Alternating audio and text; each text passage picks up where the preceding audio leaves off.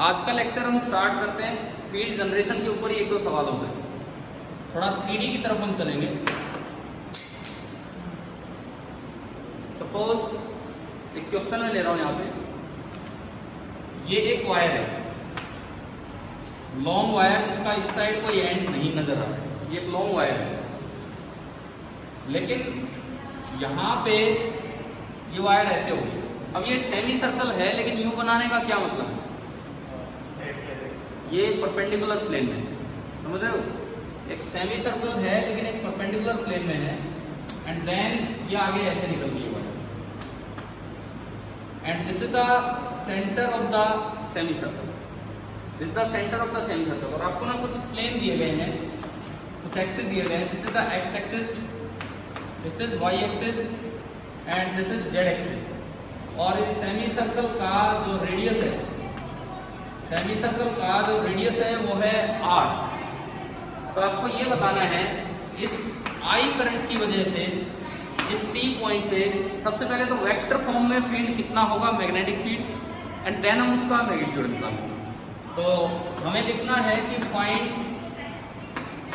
Magnetic field at point C, ये लिख लें। ट्राई करेंगे आप, कीजिए, एक बार ट्राई कीजिए, 3 पार्ट्स में ब्रेक करके ट्राई कीजिए, जैसे पहले करते रहे हैं उस तरीके से।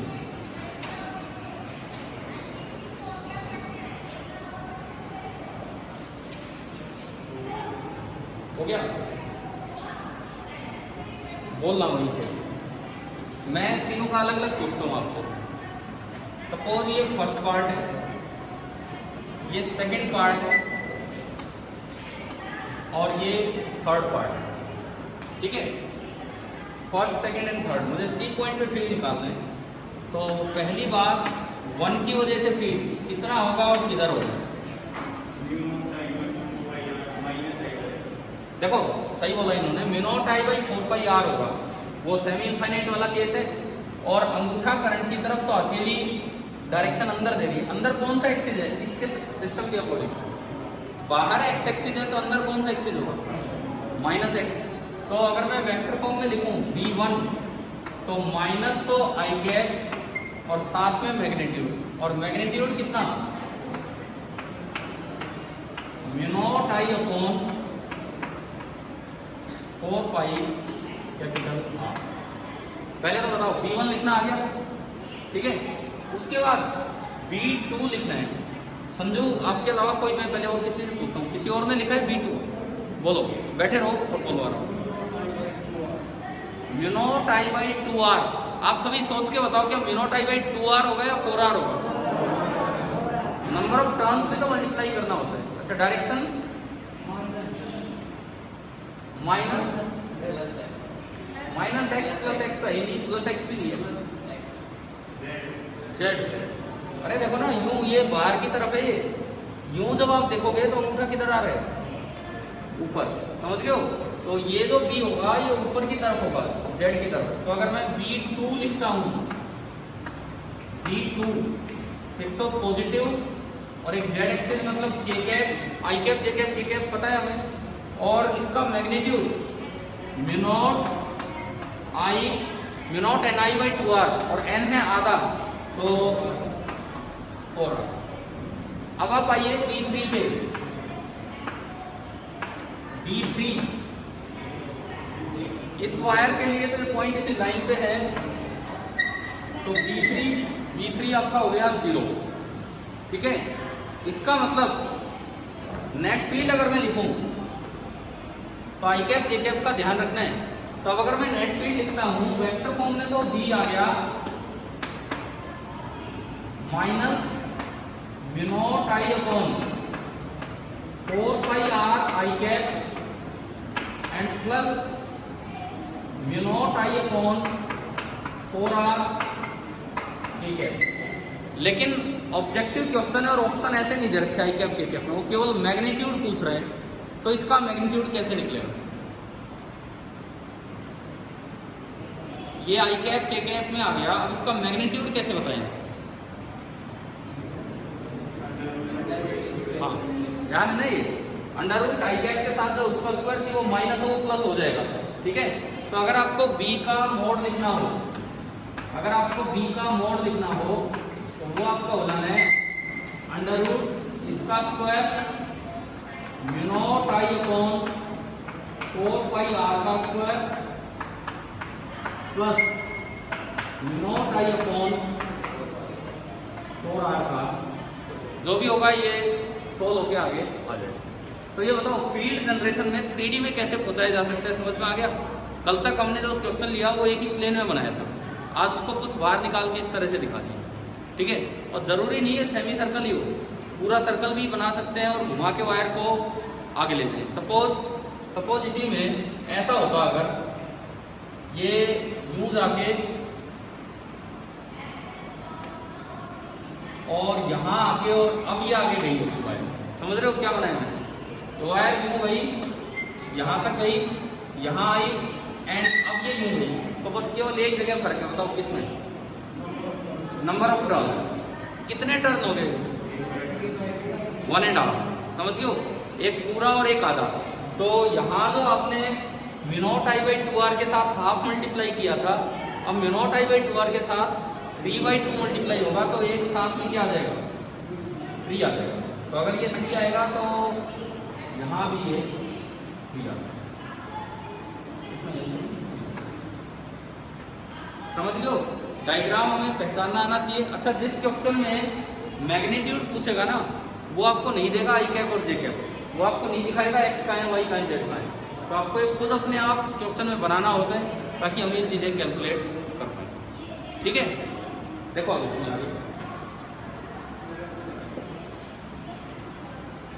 आ गया, समझ आ गया सभी को ये वाला, ठीक है।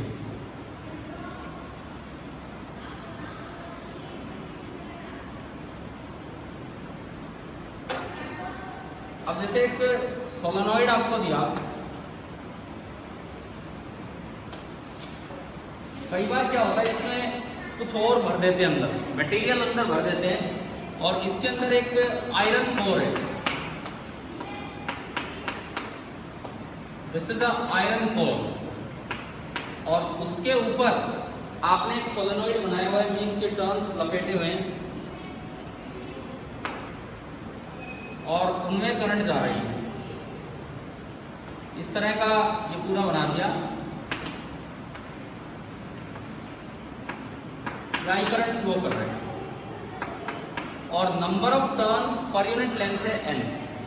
अब ये पूछता है कि इस कोर के अंदर जो B होगा तो इधर, अब ये पूछता है कि कोर के अंदर B कितना होगा।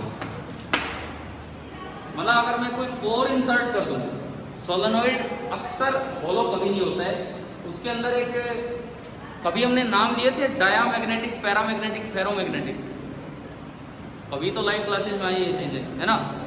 तो फेरोमैग्नेटिक मटेरियल अंदर भर दिया जाता है, तो ऐसे में B कैसे निकालते हैं, अब ये बताओ। अगर एयर कोर होती तो क्या फॉर्मूला होता,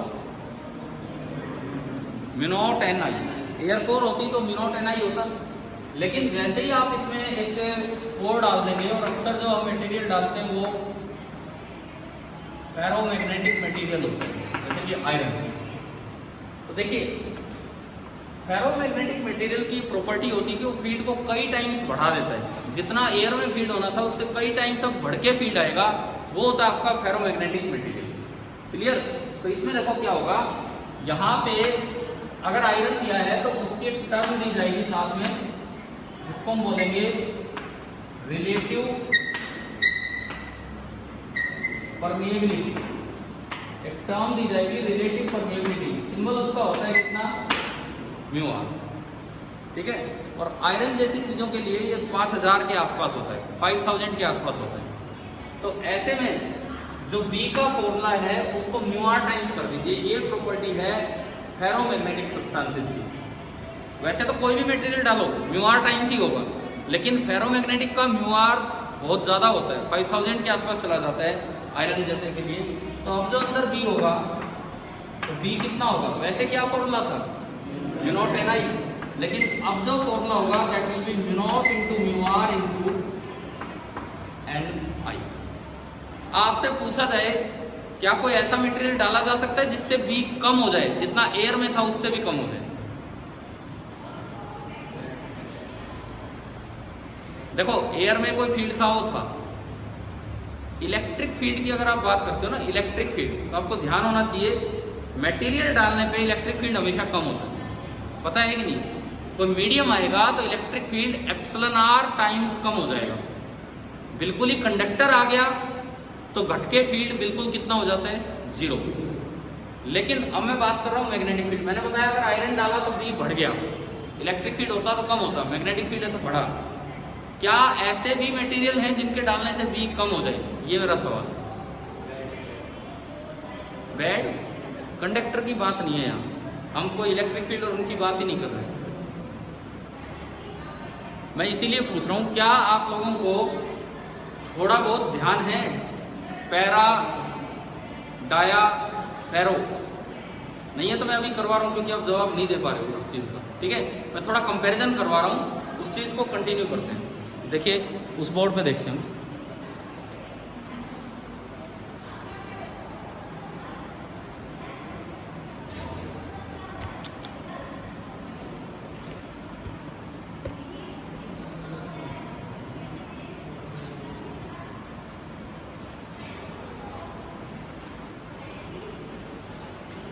देखो अब इधर देखो, इस लाइन को डिस्टर्बेंस तो नहीं है ना इससे? देखिए तो हम स्टार्ट कर रहे हैं इस सवाल का जवाब देने के लिए टाइप्स ऑफ मैग्नेटिक मटेरियल। हम अभी बी के जनरेशन पे हैं, हम अभी मैग्नेटिक फील्ड जनरेशन पे हैं, उसका इफेक्ट अभी नहीं देख रहे हैं। तो बी के जनरेशन में हमने सीखा कि अगर आप बी को कई गुना बढ़ाना चाहते हैं तो आयरन डाल दो, बी को कई गुना बढ़ाना चाहते हैं तो आप आयरन डाल दो, ये हमने सीखा अभी। तो अब हम देख रहे हैं कि ऐसा कौन सा मटेरियल है जो बी को बढ़ा देगा या बी को कम कर देगा। तो उसके लिए हमने लिखा है बोर्ड पे heading types of magnetic material. देखो होते तो कई हैं, हम जो पढ़ेंगे 3 तरह के पढ़ते हैं, डाया मैग्नेटिक, पैरा मैग्नेटिक, फेरो मैग्नेटिक। यूँ तो फेरी मैग्नेटिक भी हो जाते हैं, एंटी फेरो भी हो जाते हैं, उन पर नहीं जाना हमें। सबसे पहली बात मैंने लास्ट में अभी यूज किया, ये कौन सा मटेरियल, फेरोमैग्नेटिक मटेरियल। एक तो ये दिमाग में रखो, एक मैग्नेट और मैग्नेटिक मटेरियल में फर्क है। मैग्नेट जिसको हम चुंबक बोलते हैं और मैग्नेटिक मटेरियल जैसे लोहा। क्या चुंबक लोहे को अट्रैक्ट करती है? करती है। क्या लोहा दूसरे लोहे को अट्रैक्ट करता है? नहीं करता। मींस मैग्नेटिक मटेरियल अपने आप में मैग्नेट नहीं है, लेकिन मैग्नेटिक मटेरियल को यूज करेंगे किसी मैग्नेट के पास तो उसमें फोर्स ऑफ अट्रैक्शन आपको दिख जाएगा, ठीक है? तो जो कॉमन मैग्नेटिक मटेरियल हम यूज करते रहे हैं तो कौन सा है, क्या बोलते हैं उसको, फेरोमैग्नेटिक, ठीक है? अब फेरोमैग्नेटिक मटेरियल इनकी ये प्रॉपर्टी होती है कि जैसे ये कोई मटेरियल है, सपोज ये आयरन है और आपने इसके पास एक मैग्नेट रख दिया जिसमें परमानेंट पोल थे। आपने इसके पास एक मैग्नेट रख दिया जिसमें परमानेंट पोल थे, एक साइड नॉर्थ पोल, एक साइड साउथ पोल, इस तरह से। तो इसमें ना इंडक्शन होता है। क्या हमने कभी इलेक्ट्रोस्टैटिक इंडक्शन पढ़ा है? इलेक्ट्रोस्टैटिक इंडक्शन, क्या आप न्यूट्रल चीज के पास कोई चार्ज ऑब्जेक्ट लेके आते हो तो अपोजिट चार्ज इंड्यूस करवा देता है? तो कुछ ऐसा ही यहाँ होगा। नॉर्थ पोल आप लेके आए तो नॉर्थ अपनी तरफ कैसा पोल इंड्यूस करवा देगा? साउथ। लेकिन फर्क है, ये तो परमानेंट पोल है, ये जो है ये तो परमानेंट पोल है, लेकिन ये जो है ये कैसा पोल है? टेम्परेरी पोल। एक परमानेंट पोल है और एक आपका टेम्परेरी पोल, ठीक है? जब तक ये रहेगा इसमें पोल बना रहेगा। और नॉर्थ साउथ को क्या करता है? अट्रैक्ट करेगा। तो इस वजह से एक मैग्नेट आयरन को क्या कर देती है? अट्रैक्ट कर देती है। समझ में आया? कोई पूछे कि आयरन में पोल है, तो जब मैग्नेट पास होगा तब तो पोल है, और जब मैग्नेट पास नहीं होगा तो पोल नहीं। क्लियर है? ये इस तरह का जब आप मटेरियल डालते हो तो उसमें जो अभी हमने पढ़ा था सोलेनोइड में, इस तरह का जब आप मटेरियल डालते हो तो बी कई गुना बढ़ जाता है। इन मटेरियल्स की क्या प्रॉपर्टी होती है सुनिए। फेरोमैग्नेटिक मटेरियल्स की क्या प्रॉपर्टी है अभी हम देख रहे हैं बोर्ड पे। जैसे मान लो ये कोई फील्ड था, ये कोई फील्ड था इस तरह का, मैग्नेटिक फील्ड लाइन से मैंने दिखाया। जैसे ही आप यहाँ एक फेरोमैग्नेटिक मटेरियल डालेंगे, साइड की जो फील्ड लाइंस हैं उनको भी अट्रैक्ट कर देता है। मीन्स साइड वाली जो फील्ड लाइंस है वो भी इसके अंदर से निकलने लग जाएंगे इस तरह से। तो आप बताओ फील्ड लाइंस की डेंसिटी बढ़ गई या कम हो गई? बढ़ गई। और हमने कभी इलेक्ट्रिक फील्ड लाइन में पढ़ा होगा कि फील्ड लाइन की जो डेंसिटी होती है वो रिप्रेजेंट करती है मैग्नीट्यूड ऑफ फील्ड, पढ़ा है ना हमने। तो जैसे हमने देखा कि फील्ड लाइंस की डेंसिटी बढ़ गई, इट मीन्स अपने आप इन्होंने फील्ड स्ट्रॉन्ग बना दी। क्लियर हुआ ये? ठीक है। यहाँ पे जो बी है वो एयर के मुकाबले, अगर एयर होती उसके मुकाबले काफी टाइम्स इंक्रीज होते हैं। कितने टाइम्स इंक्रीज हो वही हमने पढ़ा, म्यू आर टाइम्स इंक्रीज हो। ये वाले जो मटेरियल हैं इनको बोलते हैं फेरोमैग्नेटिक मटेरियल। समझ में आया? ठीक है। अब देखो इनके अलावा दो और तरह के कॉमन मटेरियल जो हम पढ़ लेते हैं, एक पैरामैग्नेटिक, एक डायामैग्नेटिक। जस्ट इसलिए पता होना चाहिए कि आपसे यूं पूछ लिया जाए क्या ऐसे मटेरियल भी हैं कि बी बस थोड़ा सा बढ़े। आयरन जैसे मटेरियल डाल दिए तो बी बहुत ज्यादा बढ़ जाता है। ठीक है, आयरन जैसे मटेरियल डाल दिए तो बी बहुत ज्यादा बढ़ जाता है। क्या ऐसे मटेरियल भी हैं कि उनको डालने से बी थोड़ा सा बढ़े, या ऐसे मटेरियल भी हैं जिनको डालने से बी कम हो जाए एयर के मुकाबले? तो बिल्कुल है। अगर आपने कोई मटेरियल उस सोलेनॉइड के अंदर इंसर्ट किया है कोर में और बी 5000 टाइम्स ना बढ़ के थोड़ा सा 2 टाइम्स 3 टाइम्स बढ़ गया, ऐसे मटेरियल को क्या बोलते हैं? पैरामैग्नेटिक। ठीक है। आपका होमवर्क ये है कि आप कल एक पैरामैग्नेटिक और एक डायामैग्नेटिक का नाम बताइए। ठीक है। चाहे तो अपने पुराने लेक्चर्स में देखो, उस समय मैंने पढ़ाया हुआ है, चाहे अपनी कॉपी में देखो या किसी बुक में। डायामैग्नेटिक क्या होता है मैं एक बार बोर्ड पे कर ही देता हूँ। फेरोमैग्नेटिक आ गया समझ में? अब देखिए पैरामैग्नेटिक कौन से वो देखिए, इस साइड से दिख रहा है नहीं जोड़ के। ठीक है। अगर मैं बात करूं पैरामैग्नेटिक मटेरियल, अगर मैं बात करूं पैरामैग्नेटिक मटेरियल, उनमें भी ऐसा ही होता है। नॉर्थ के पास साउथ ही पोल इंड्यूस होगा, अपोजिट पोल इंड्यूस होगा, लेकिन फर्क है। अगर ये फेरो होता तो ये टेम्परेरी पोल स्ट्रॉन्ग होता, अगर ये पैरा है तो टेम्परेरी पोल बड़ा ही वीक होगा। मतलब एक मैग्नेट फेरोमैग्नेटिक मटेरियल को भी अट्रैक्ट करता है, एक मैग्नेट पैरामैग्नेटिक मटेरियल को भी अट्रैक्ट करता है, लेकिन कहां फोर्स ऑफ अट्रैक्शन ज्यादा होगा? फेरो। समझ गए? पैरा वाले केस में फोर्स ऑफ अट्रैक्शन जो है वो थोड़ा कम होगा। क्लियर है? दूसरी बात, पैरामैग्नेटिक मटेरियल भी फील्ड लाइंस को अंदर अट्रैक्ट करता है, लेकिन बहुत दूर दूर तक की फील्ड लाइन नहीं बुला पाएगा, बस जो थोड़ी यहां से जा रही थी बस उसी को अंदर अट्रैक्ट कर पाएगा। यानी कि डेंसिटी तो बढ़ेगी परंतु उतनी नहीं बढ़ पाएगी जितनी कि फेरो के अंदर बढ़ गई थी। मतलब बी तो बढ़ा लेकिन थोड़ा ही बढ़ा, बहुत ज्यादा नहीं बढ़ा। ठीक है, यही स्लाइट डिफरेंस था। अब बात आती है डायामैग्नेटिक। अगर मैं थोड़ा केमिस्ट्री पॉइंट ऑफ व्यू से जाऊं, आप इलेक्ट्रॉनिक कॉन्फ़िगरेशन वगैरह लिखते हो, आपको पता होता है कि किसमें पेयर्ड इलेक्ट्रॉन बचे हैं ना, किसमें अनपेयर्ड इलेक्ट्रॉन बचे हैं और किसमें नहीं बचे, इतना तो जानना आता ही होगा, है ना। डायामैग्नेटिक मटेरियल वो मटेरियल होते हैं जिनमें कोई अनपेयर्ड इलेक्ट्रॉन नहीं बचता है। समझ गए हो? जब भी एटम की आप इलेक्ट्रॉनिक कॉन्फ़िगरेशन वगैरह लिखेंगे तो सारे के सारे इलेक्ट्रॉन्स पेयर्ड होंगे, कोई अनपेयर्ड इलेक्ट्रॉन नहीं बचेगा। वो आपके कैसे होते हैं? डाया। और अनपेयर्ड बचते हैं तो या तो पैरा होते हैं या फिर फेरो, उस कैटेगरी में चले जाते हैं। ठीक है। डायामैग्नेटिक मटेरियल की पहली इंपॉर्टेंट बात, जब आप एक मैग्नेट को लेके आते हो इसके पास तो इसमें भी टेम्परेरी पोल बनता है, स्ट्रॉन्ग नहीं बनता है। इसमें भी कैसा बनेगा? वीक। फेरो में स्ट्रॉन्ग इंड्यूस होगा, पैरा में वीक इंड्यूस होगा और डाया में वीक इंड्यूस होगा। समझ में आ रहा है? लेकिन एक और फर्क है, नॉर्थ के पास कैसा इंड्यूस होता है उसमें? नॉर्थ। पैरा और डाया में यही फर्क है, दोनों में वीक पोल इंड्यूस होंगे, दोनों में वीक पोल इंड्यूस होते हैं। और इवन इलेक्ट्रॉनिक थ्योरी बिल्कुल ही एक्सप्लेन कर देती है कि क्यों अपोजिट पोल इंड्यूस होते हैं। ठीक है। जब आप 12th क्लास में आएंगे तो यहाँ पे इसका रीजन भी जान रहे होंगे यूजिंग इलेक्ट्रॉनिक थ्योरी। केमिस्ट्री में नहीं, फिजिक्स में। फिजिक्स में आप देख लेंगे कि क्यों पेयर्ड इलेक्ट्रॉन्स की वजह से ये रिपेल हो जाता है इस तरह से, ठीक है। तो लेकिन फिलहाल तो हम सीधे फैक्ट्स पे चले जो है। तो अगर पूछा जाए एक मैग्नेट फेरोमैग्नेटिक मटेरियल को अट्रैक्ट करता है कि रिपेल करता है? अट्रैक्ट। स्ट्रांगली अट्रैक्ट करता है कि वीकली अट्रैक्ट करता है? स्ट्रांगली। पैरामैग्नेटिक को अट्रैक्ट करता है कि रिपेल? अट्रैक्ट। स्ट्रांगली या वीकली? वीकली। डायामैग्नेटिक को मैग्नेट अट्रैक्ट करेगा कि रिपेल?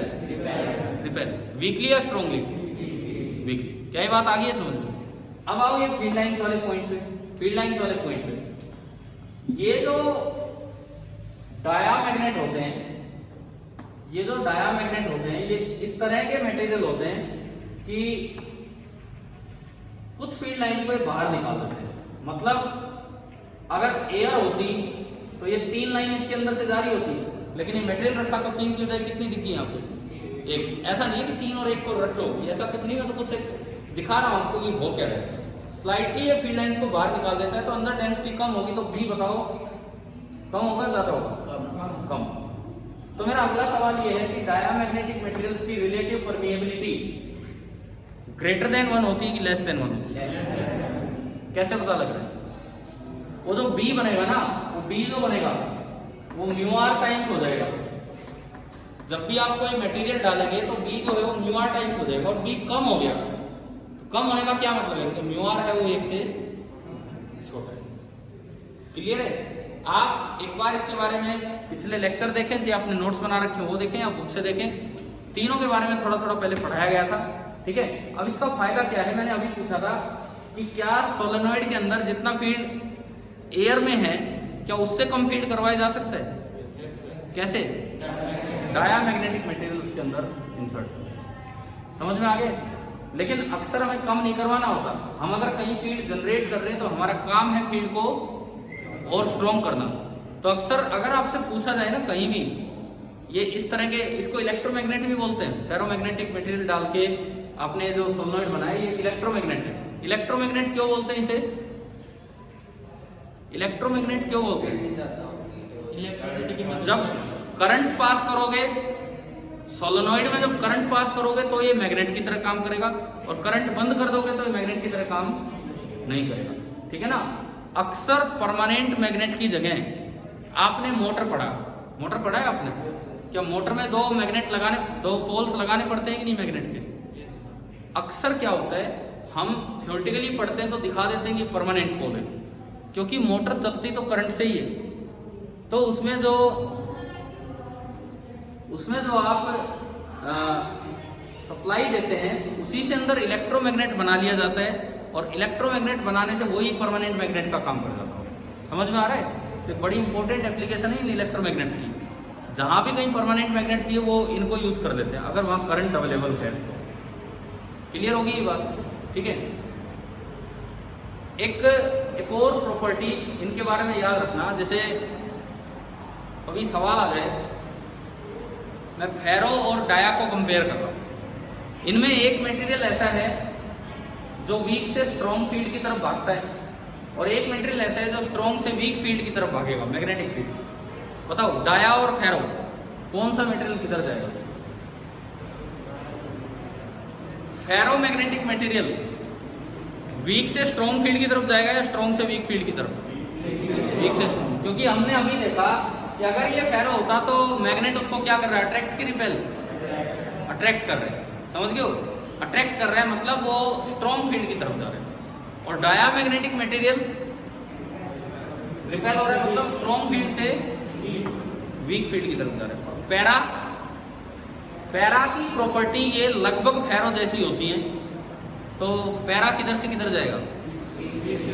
वीक से स्ट्रॉन्ग। देखिए एक सवाल आ जाए,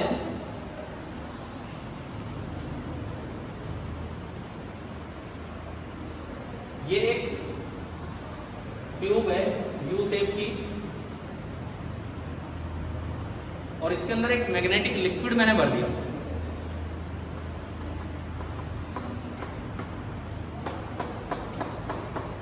इसके अंदर मैंने एक मैग्नेटिक लिक्विड भर दिया है, ठीक है। अब देखो क्वेश्चन ये है कि मैंने इस साइड मैग्नेटिक फील्ड लगाया, उधर नहीं इधर, मान लो एक नॉर्थ पोल है एक साउथ पोल, फील्ड लगा दिया मैंने इस लिम्ब की तरफ, इस लेग की तरफ हमने फील्ड लगाया कोई भी, और ये पाया कि ये फील्ड लगाने के बाद इधर से लेवल कम हो गया और इस लिक्विड का लेवल इधर से ज्यादा हो गया। ऑप्शन है लिक्विड इज ए, मैं लिख देता हूं पहले, diamagnetic, B paramagnetic, C ferromagnetic, D may be है। बताओ ये लिक्विड कौन सा? डाया। कैसे पता लग रहा है? जिधर फील्ड लगाया उधर से भाग लिया, जिधर फील्ड मतलब जैसे पॉइंट आपने लिख लिया, लेकिन क्वेश्चन कैसे बन के आ सकते हो मैं बता, समझ गए हो? तो इसका आंसर क्या हो जाएगा?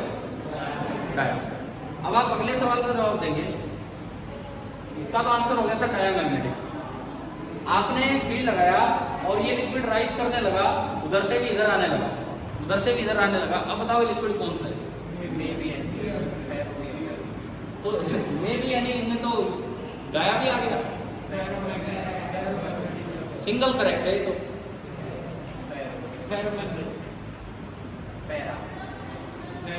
देखो ऐसे जल्दबाजी में जवाब नहीं, मैं कह रहा हूँ सिंगल करेक्ट ऑप्शन है। मे बी यानी बोलते हो तो इसका मतलब तो डाया भी हो सकता है। सोच समझ के जवाब दो।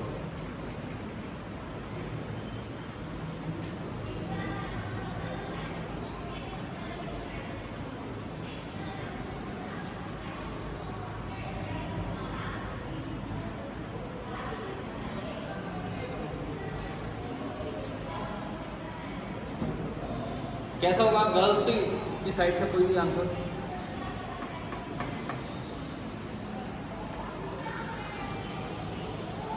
इस लाइन से पैरा, आप खड़े हो तो फिर फेरो क्यों नहीं हो सकता? ये दूर भी जा रहा है। पैरा और फेरो की तो एक जैसी प्रॉपर्टी होती है इस मामले में। तो दूर कहां से? ना ना ना ना, ये मत कहो कि दूर जा रहा है, ये दूर नहीं जा रहा है, ये तो मजबूरी है भाई। लिक्विड इस साइड से उस साइड जा रहा है, तो बताओ फील्ड से दूर भाग रहा है, फील्ड की तरफ भाग रहा है, फील्ड की तरफ। बैठ जाओ, आपका रीजन तो कुछ सही नहीं था। और कोई भी होता है जो भी कुछ आंसर, अरे तुक्का भी मार के आते तो क्या लगा के आते इसमें? देखो ये इस तरह से कंफ्यूज कर देते हैं क्वेश्चन में, ये बना दिया। अब मान लो यहाँ कोई लिख देता मे बी पैरा और फेरो, तो आप वो टिक कर ही आते, लेकिन ऐसे आ गया तो अब इसका क्या आंसर होगा? नहीं समझ में आ रहा कि क्या देना चाहिए।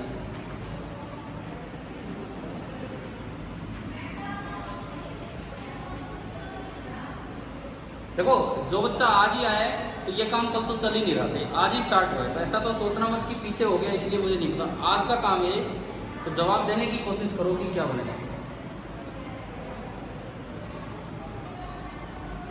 अंश, हाँ जी संजू आप बताओ, अगर कुछ भी लगा के आते इसमें टिक तो क्या लगा? पैरो। आंसर है पैरा।